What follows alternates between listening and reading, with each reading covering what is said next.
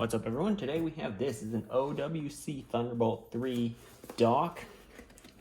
Bought this to turn my MacBook into a docking station laptop. So Amazon links to this will be in the description. Here's the dock itself.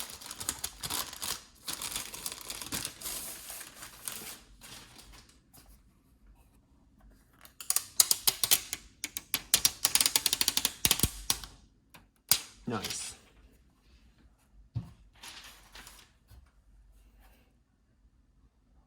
Please remove plastic film, but how?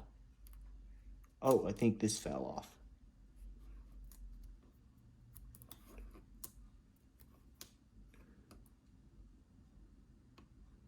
Oh, okay. I think I have nails to do this.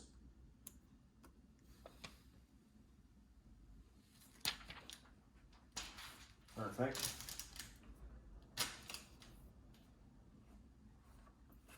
Okay, let's go over the ports this thing has. From the front, we start with a micro SD card, then a full-size SD card, then a headphone jack. Not sure how powerful the headphones can be driven are. I have 80 ohm headphones, so I think I should be able to drive that. A high-powered USB 3.1 port, a 3.1 Gen 2 Type-C port, and on the back, we have a high-powered USB port Type A, 3 more USB 3.1 Gen 1 Type A ports, and oddly enough, optical audio out, an Ethernet jack, nice. Thunderbolt pass-through, charging the laptop with Thunderbolt, a mini display port to connect your monitor. You can also connect a monitor to this as well, and the power. Connect power to it. All right, what else we get in this box? We also get a clover leaf style plug, so 3-prong to connect the power brick to the wall. It also comes with a Thunderbolt cable, which is oddly short. It's about a foot long, so I'll need to keep the laptop relatively close to the dock while I use it. Or I buy a longer one, I don't know. And then a really big power brick. It's actually like really big. So here are the specs if you're interested. Let me zoom in. There it is. It outputs 180 watts, 20 volts, 9 amps. And we got nothing else in the box. Nice. Nice and simple. How I like it.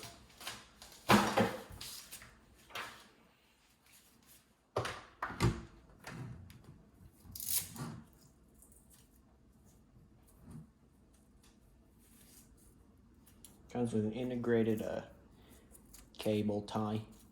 Interesting. Alright, let's get this dock set up. Looks like there's some kind of light underneath. I'm not sure what that is. Or some kind of sensor. Alright, so I have a somewhat small setup here. I'll do this off camera, hook it all up. It's pretty self-explanatory what those ports do. Take 3 of this scene. That dock isn't always fully functional.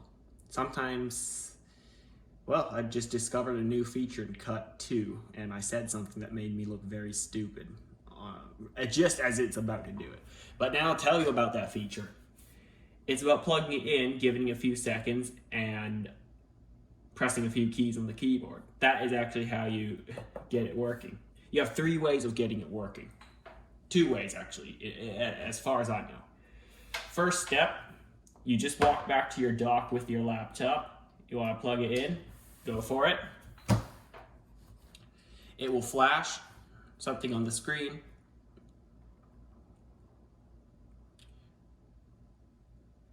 It's not working just so it can mess me up on camera. So if it doesn't work that way, which it normally doesn't, yep, just like it is, it better not mess me up this time. Oh, you see that light near the monitor? It just turned on. So it's kind of hit or miss with this dock. You either have to plug it in, give it a few seconds, press a few keys on the keyboard, or you plug it in, it doesn't do anything for about a minute or two. You open up the laptop screen, wait for the laptop to turn on, and close the laptop screen, and then it will appear on this screen. So you have two options, and you will have to use both options in my experience with this. It's not as simple as plug it in and everything comes to life, which is how I expected it to be. No, you plug it in, you roll a die, you flip a coin, and you have one of two options to choose from to try first. Normally, since I know it usually doesn't work, it just started working since I put it on camera.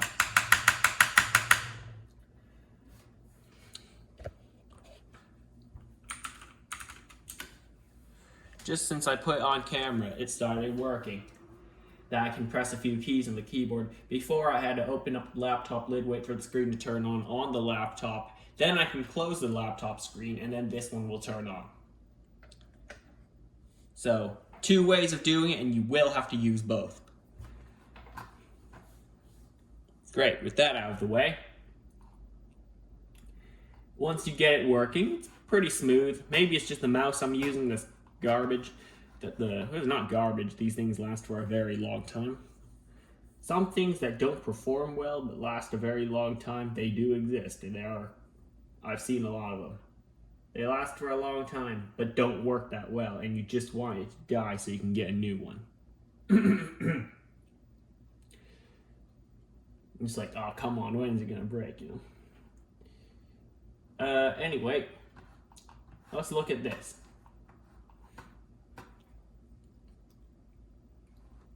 I have the audio devices open because we're now going to look at, I have my webcam connected. It has a light that's blue, as you can see. It is on, suspiciously, all the time. I turn on the FaceTime camera and then close it, the light will turn off. So while it's on, is it recording? Is it not recording? Yeah, it's either a software glitch or a hacker. I can't tell. Right. Back to that audio device. I have my Beyerdynamic DT770 Pro connected. Very nice set of headphones. I recommend it if you want to start getting into high-end audio. A really nice set of headphones. Anyway, let's put that aside.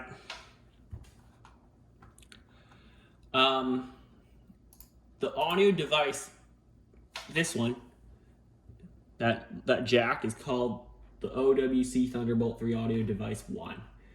Audio device 2 is actually a microphone because it says input right here. There's no output. Even if I click, let me zoom in on that for you. Right, I think you see that.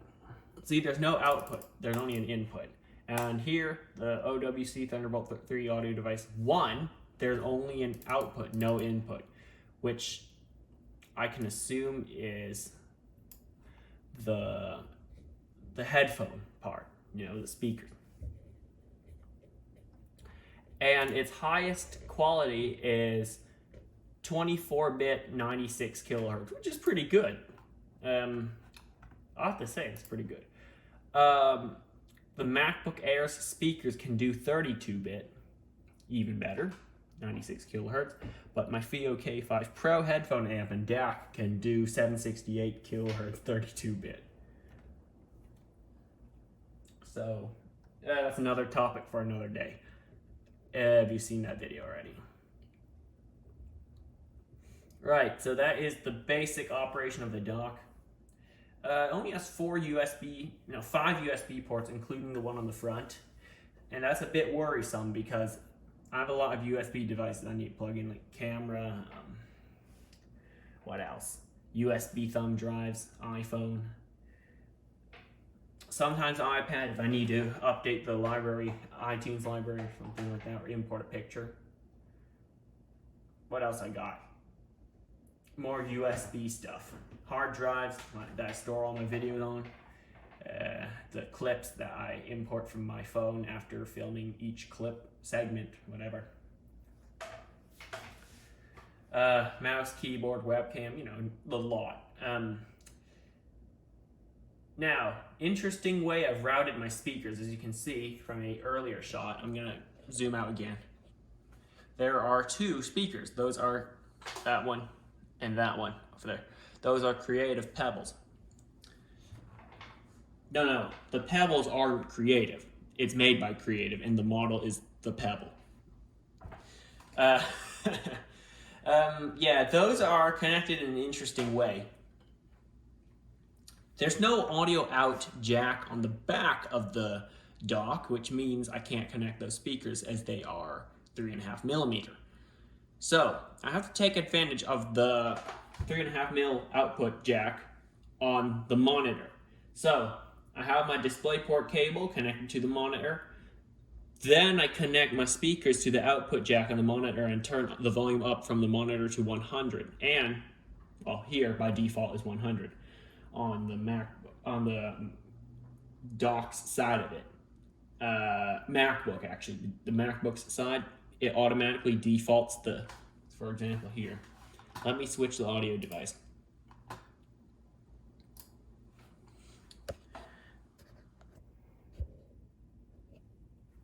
Look at that. It's on the Asus monitor and it's automatically defaulted to a max volume. And the monitor, just believe me, I put the setting to maximum 100. So how I adjust the volume? No, it's not always at 100%. That would be very loud. These speakers are really good. Well, for the price. I've only paid 30 bucks for them, or 25, I can't remember. I actually grab onto the volume knob on the speaker, so it's hardware. I can't use the keyboard to control how loud it is because, as I said, from the OS, it's always maxed.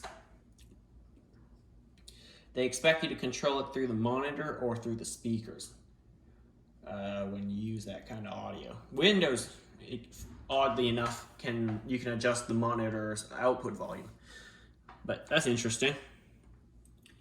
Right. Next topic I want to discuss. The headphone jack.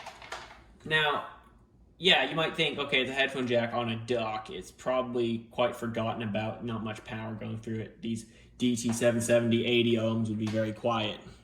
The more ohms, I believe, I might be wrong, but the more ohms your headphones have, the more power it needs to drive, right? Well, I think so. What I've read before, and if we go by that rule, these ones are considerably high. Okay, yeah, I know there's 600 ohm headphones out there and 1 kilo ohm headphones I've heard of, but these are just 80 ohms. But most headphones are within 16 to 40 ohms. My old Sony MDR1AM2, don't have them anymore, but those were 16 ohms, so they're relatively low impedance. My Meze 99 Classics, I think, were 32 ohms, if I remember correctly. Yeah, so most of them are relatively low power. Didn't need the most powerful amp to drive. This one is my highest, the highest resistance headphones at 80 ohms, and it drives it perfectly. Like, sure, there's a bit of distortion, at least what I can hear, when the frequency gets too low, like in the really bassy songs I have on my iTunes list. It gets kind of distorted. So yeah, it's definitely not an audiophile quality amplifier. It, by any means, not audiophile quality, but it's still decent. It can drive a lot of headphones. I haven't tested with anything with more power because I don't have anything with more power. If I ever get my hands on something with more power, of course I'll test it here, see what I can do. Yeah, well, that needs more power to drive. Any headphones that need more power to drive, I'll definitely try to test it. But yeah, for now, that's what it can do. 80 ohms is the highest it has driven, and it's actually quite loud when you turn it up. But it reaches a point where it won't get any louder. I'm not sure where that point is, like 75% volume. On my FIO K5 Pro amp, I can turn it up and keep going up to the point it hurts my ear, but I never do that. I would never do that except for that one time I tested out how much power it had. Of course, with the headphones off of my ears. They were on the table at that time.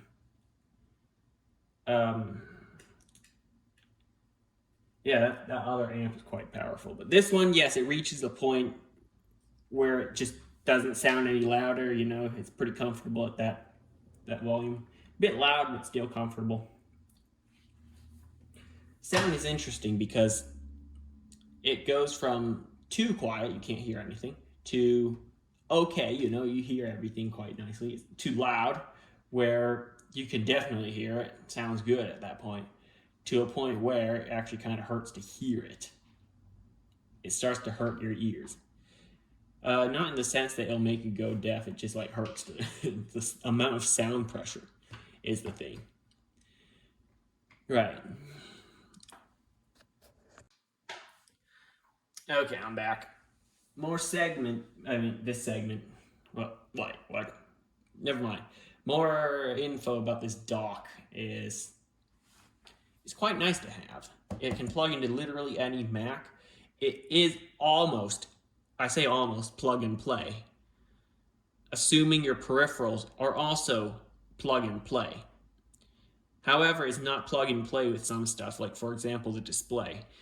Every Mac, a new Mac, let's say this setup is used by the public, right? Anyone can come in and plug in their Mac or computer.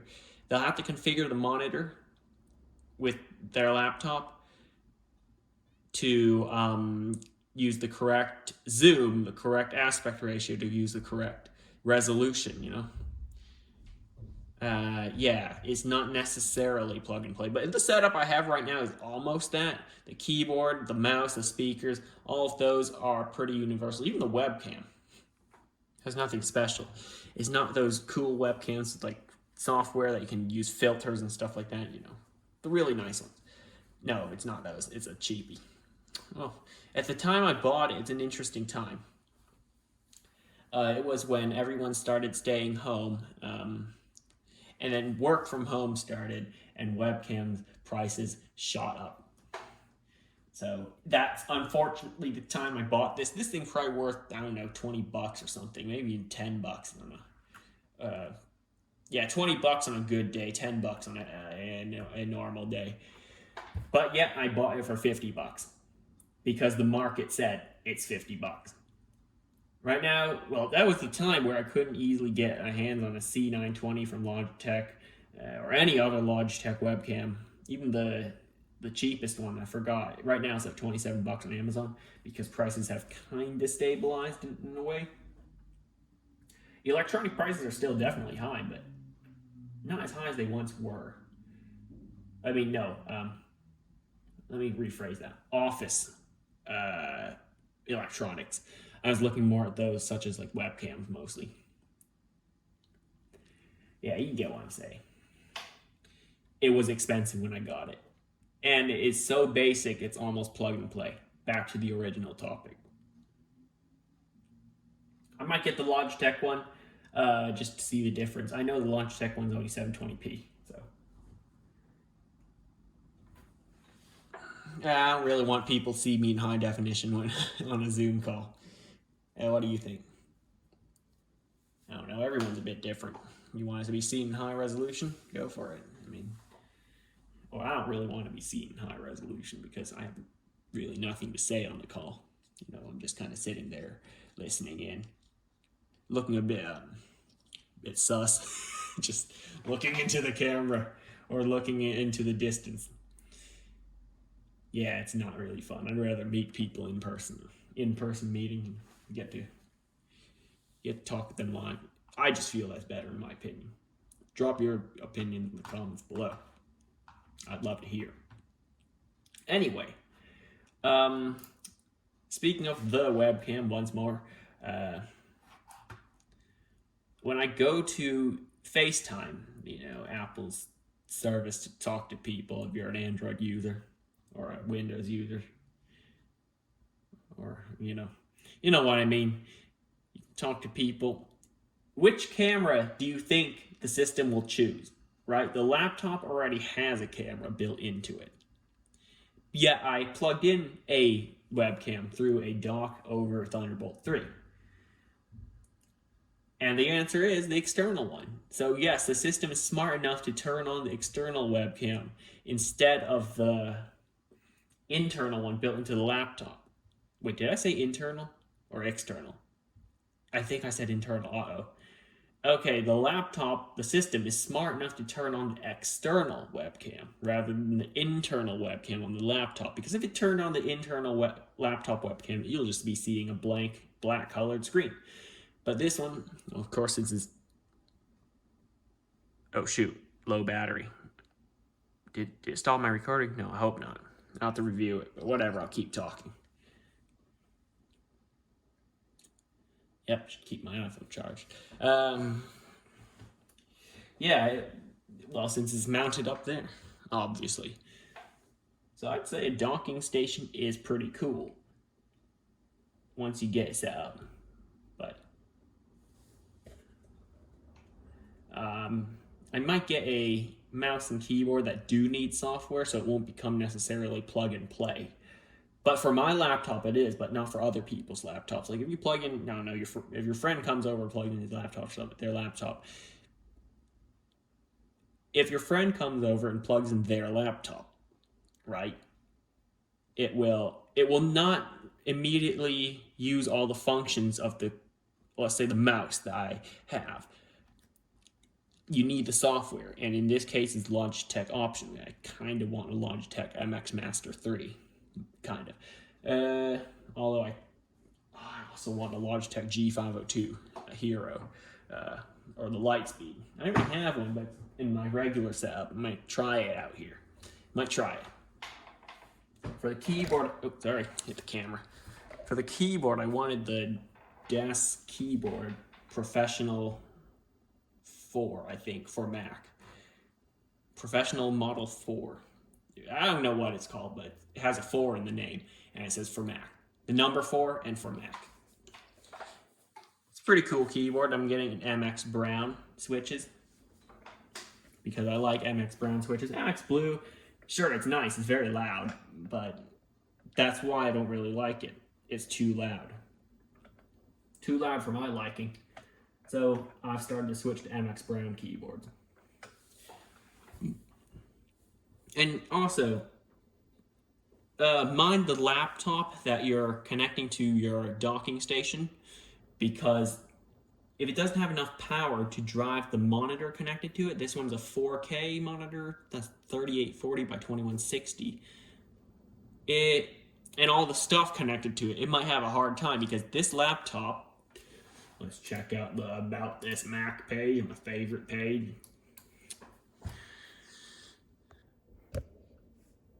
Look at that. That's the About This Mac page. It ain't pretty.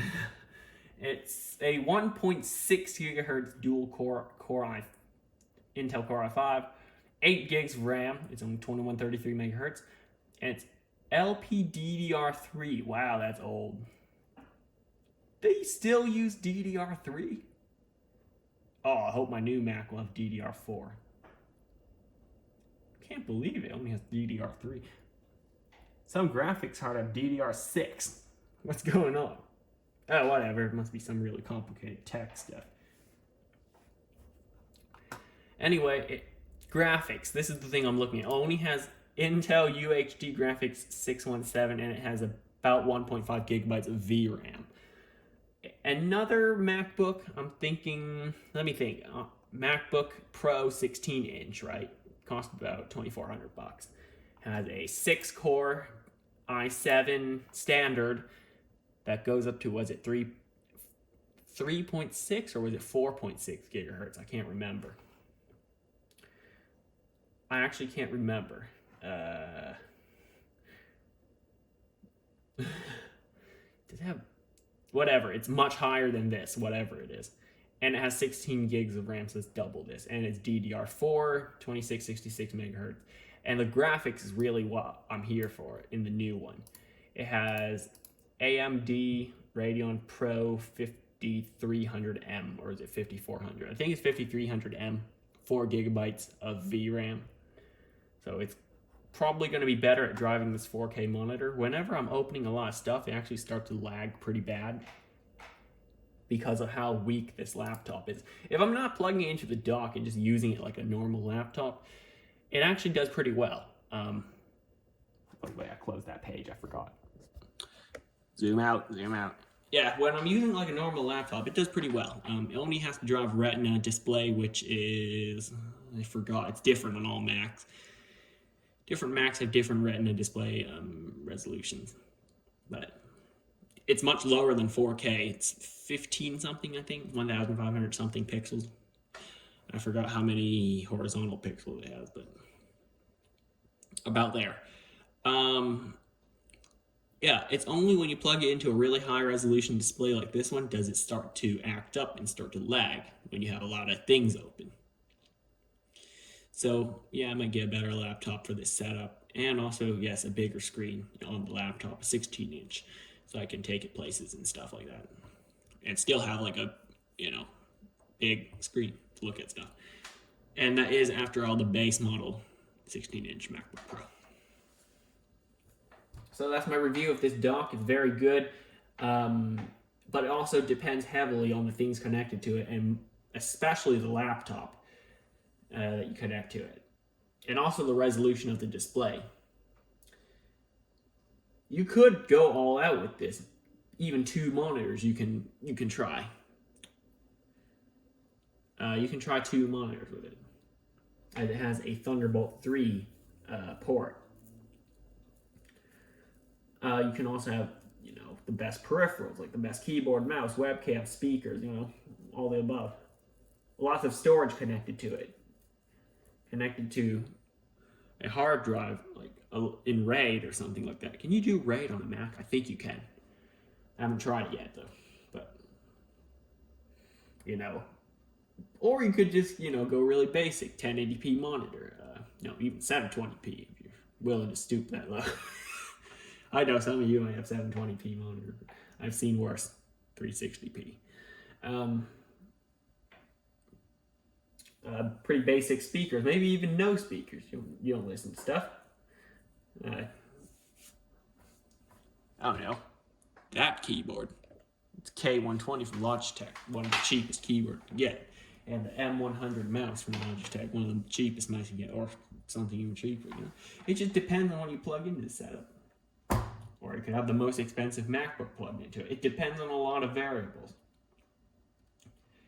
And if you get those right, you can have a really nice setup. I think I got everything else right. Keyboard's okay, mouse is okay, speakers is okay, monitor's great. Webcam is overpriced. But the MacBook's the problem. It's not fast enough to drive this whole setup. So, might think of getting a better one, hopefully.